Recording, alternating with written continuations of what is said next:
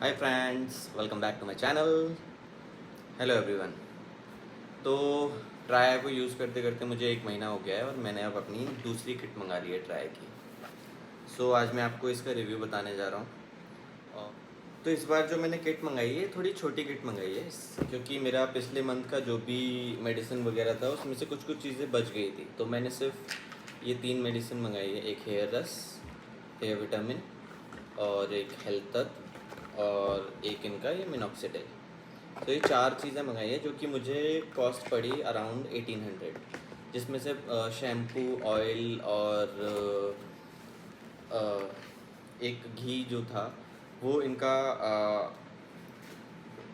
पिछले महीने से मेरा चल रहा था तो वो अभी ख़त्म नहीं हुआ है, तो फिर मैं उसको नेक्स्ट मंथ मंगाऊंगा।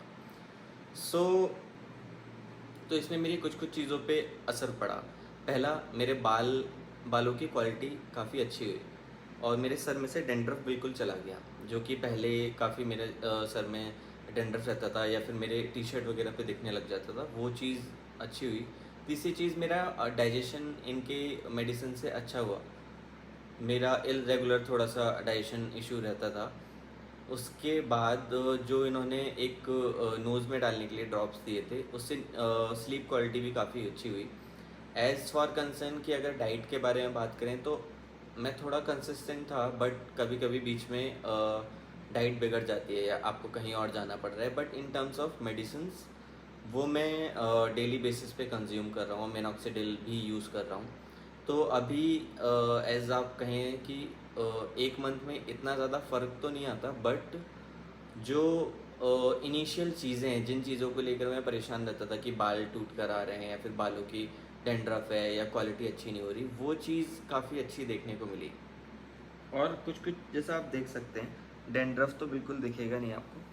और कुछ कुछ चीज़ें और मैंने फिगर आउट की कि ये देखिए, इस जगह पे आप देखेंगे तो शायद छोटे छोटे बाल दिख रहे हैं। ये चीज़ इधर भी मैं यूज़ करता हूँ, बाकी ये एरिया इधर मैं जनरली मिनॉक्सिडिल यूज़ करता हूँ।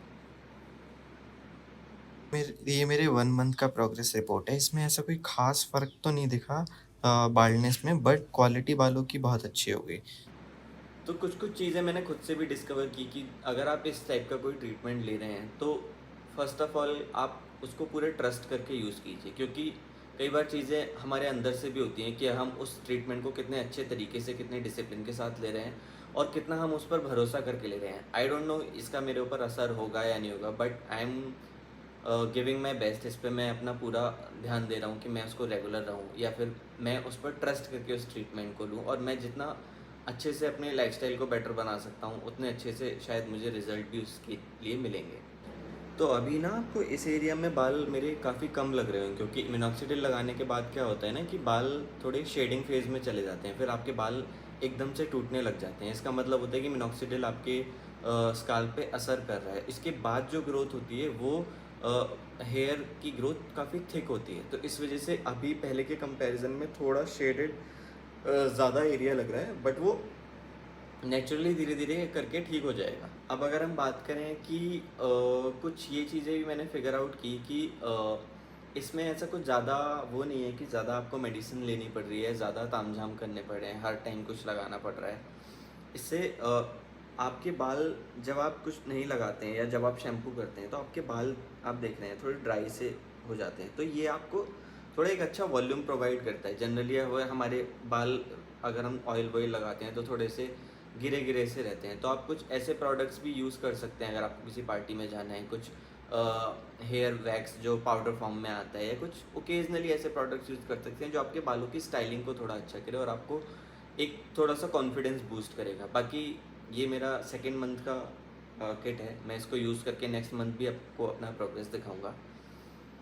और हाँ, एक और चीज़ मैंने देखी है कि कुछ लोग ट्रीटमेंट लेने के टाइम पे अपने बाल एकदम छोटे छोटे करा देते हैं। उनको लगता है कि शायद इससे ट्रीटमेंट ज़्यादा बेटर होगा। तो मुझे ऐसा लगता है कि ये एक मिथ है। पहले भी आप लोग देखते होंगे जिनके बाल कम है, वो लोग या तो एकदम गंजे हो जाएंगे कि बाल हमारे टूटना बंद हो जाएंगे, बट उससे कोई फ़र्क नहीं पड़ता। आप बालों के लिए ही सब कुछ कर रहे हो, और अगर आप उनको ही कटवा दोगे, आप उनको पता ही नहीं चल रहा है। मैंने बाल सिर्फ अपने स्टाइल करवाए, जिस हिसाब से मुझे कटवाने थे वैसे कटवाए। मैं उनको छोटे नहीं करवा रहा, क्योंकि मुझे लुक चाहिए बेसिकली। और ट्रीटमेंट बात दवाई की है, बात दवाई आपके स्कैल्प में ऑटोमेटिकली चली जाएगी, बाकी दवाइयाँ आप खुद से अंदर ले ही रहे हो। तो आई थिंक हेयर कट करवाने की कोई ज़रूरत नहीं है, आप अपने तरह से स्टाइल कीजिए ताकि आपको पता भी चलता रहेगा कि ओवर टाइम आपके बालों की क्वालिटी कैसी हो रही है, आपके स्टाइलिंग बालों की कैसी। हाँ, अगर मैं बात करूँ इनके सपोर्ट सिस्टम की ट्राया का, तो जब मैंने किट मंगवाई थी तब मेरे पास ऑप्शन था कि मैं एक एक्सपर्ट से बात कर सकूं। तो उनसे मैंने बात की, उन्होंने मुझे काफ़ी अच्छे तरीके से गाइड किया, बताया किस तरह की किट है, क्या क्या किस तरीके से यूज़ करना है। बाकी इनका एक चैट व्हाट्सएप पे चैट ग्रुप है जिस पे आप सुबह 10 बजे से 7 बजे तक आप अपनी क्वेरीज पोस्ट कर सकते हैं, और आई थिंक वो अच्छी चीज़ है, आपको इंस्टेंटली वो सोल्यूशन भी प्रोवाइड कराते हैं हर चीज़ का। तो अब तक मुझे ऐसी कोई दिक्कत हुई नहीं है कि जिस वजह से मुझे पर्सनली उनसे कनेक्ट करना पड़े। और तब तक के लिए अगर आप भी कुछ इस तरह का ट्रीटमेंट लेना चाहें तो ले सकते हैं। एट द एंड इसके बाद फिर एक ही ऑप्शन बचता है, ट्रांसप्लांट। अगर ये नहीं हुआ तो फिर मैं उस चीज़ को कंसिडर करूँगा, बट अभी मेरा गोल है कि मेरे बाल जितने भी अभी हैं वो बचे रहें, ना कि वो भी मैं उनको डिले करता रहूँ कि यार एक दिन मैं ट्रीटमेंट लूँगा तब शायद सही हो जाएंगे। तो वो चीज़ हमें ध्यान रखनी है कि हम बहुत देर ना करते। अगर आपको लग रहा है कि आपके बाल टूट रहे हैं या जल्दी आपको ऐसी चीज़ें लग रही हैं कि बाल आपके खतरे में हैं, तो प्लीज़ ट्रीटमेंट लीजिए और कुछ ना कुछ कीजिए, नॉट ट्राया, कुछ भी ट्रीटमेंट लीजिए, किसी डॉक्टर से कंसल्ट कीजिए, क्योंकि ज़्यादा ज़रूरी है। क्योंकि हम स्टेप जब लेते हैं जब टाइम निकल जाता है, तो जो गलती मैंने की वो आप मत कीजिए। Okay, see you guys next time. अब मैं इस किट को यूज़ करने के बाद फिर आपको नेक्स्ट मंथ का रिव्यू दूंगा। तब तक के लिए बाय बाय।